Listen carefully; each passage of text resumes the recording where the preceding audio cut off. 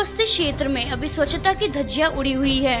सिडको क्षेत्र में पिछले 2 दिनों से कचरा नहीं साफ किए जाने से न्यू पनवेल में नागरिक परेशान हो चुके हैं। सिडको के कर्मचारी अपनी विभिन्न मांगों को लेकर सिडको के खिलाफ आंदोलन कर रहे हैं। ऐसे में इन कर्मचारियों की मांग को पूरा करते हुए कचरे की समस्या को हल करने की मांग शेतकरी कामगार पक्ष के शिष्टमंडल ने सिडको अधिकारी से करते हुए एक निवेदन सुपुर्द किया।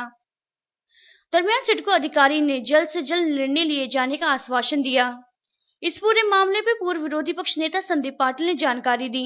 2 दिवसापासून सिडकोच्या कर्मचाऱ्यांनी संप केल्यामुळे सगळे सफाई कामगार आणि इतर अत्यावश्यक असलेल्या सेवा खंडित झालेल्या आहेत। गेल्या 2 दिवसापासून कचऱ्याचं संपूर्ण नवीन पनवेल सिडको हद्दीमध्ये साम्राज्य पसरलेले आहे।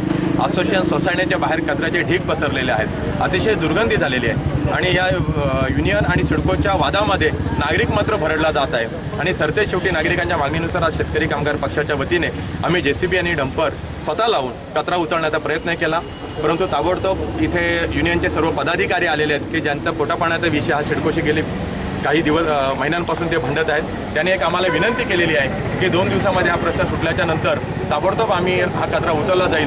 माझं तर म्हणणं एवढं नाही आहे की आज सिडको अतिशय प्रशासन याच्याकडे दुर्लक्ष करते।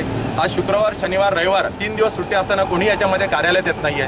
हा लवकरात लवकर प्रश्न सुटला पाहिजे होता, परंतु आम्ही बोलल्याप्रमाणे कचरा तर भरायला सुरुवात केलीच आणि सिडकोच्या कार्यालयात देखील आज कचरा टाकायला आम्ही इथं आलेलो आहोत। सिडकोचे आज आता ताबडतोब पदाधिकारी या शेका पक्षाच्या दणक्याने इथं जागेवर आलेत। त्यांनी एक आम्हाला विनंती केली की कचरा साहेब इथे सिडको ऑफिसमध्ये टाकू नका। आमची तुम्हाला शेवटची विनंती राहील, उद्या ना तर परवापर्यंत हा प्रश्न मार्गी निघेल आणि फक्त 8 तासाची ड्युटी नाही तर संपूर्ण कचरा उचलल्याशिवाय 24 तासामध्ये आम्ही पुढचा कचरा जेवढे काय आम्हाला कॉन्ट्रॅक्टर किंवा ज्या मशिनरी लावून काम केलं जाईल तितका ताबडतोब केलं जाईल असंच आम्हाला आश्वासन आज तिथल्या त्यांचे कर्मचारी संघटनेचे अध्यक्ष श्याम म्हात्रे यांनी देखील दिलेला आहे आणि म्हणून आज आमचा हा कचरा निर्मूलन हा करण्याचा प्रयत्न शेतकरी कामगार पक्षाने प्रामाणिकपणे प्रयत्न केला। मी सर्व नागरिकांचा देखील आभार मानेल की त्यांनी आमच्या या आजच्या या आंदोलनामध्ये सहभाग झाले।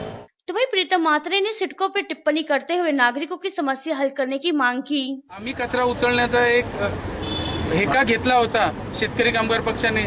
जो कचरा आम्ही उचलायला गेलो, स्वतः इथे डंपर आम्ही भरून आणलेले आहेत, पण इथे संघटनेचे सर्व पदाधिकारी आणि त्यांचे सर्व कामगार इथे आले आणि त्यांनी बंद केला की आमच्या पोटापाण्याचा प्रश्न आहे, तुम्ही हे उचलू नका म्हणून तो कचरा तसाच घेऊन आणि त्या कामगारांना सुद्धा तसेच घेऊन आम्ही सिडको ऑफिसवर धडक दिलेली आहे।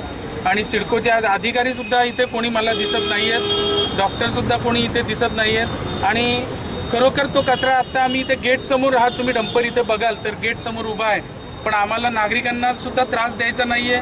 त्याच्यामुळे हा आम्ही सिडकोच्या कार्यालयासमोरच कचरा खाली करून आम्ही जाणार आहोत, पण त्यांनी आम्हाला सांगितलंय की येत्या 2 दिवसात प्रश्न कुठेतरी मार्गी लागेल। आणि श्याम म्हात्रे साहेब, तुम्हाला शेतकरी कामगार पक्ष पनवेल शहर या नात्याने मी सांगतो की 100% पाठिंबा आमचा तुम्हाला राहील आणि मागण्या पूर्ण झाल्याशिवाय आम्ही सुद्धा काही हात लावणार नाही।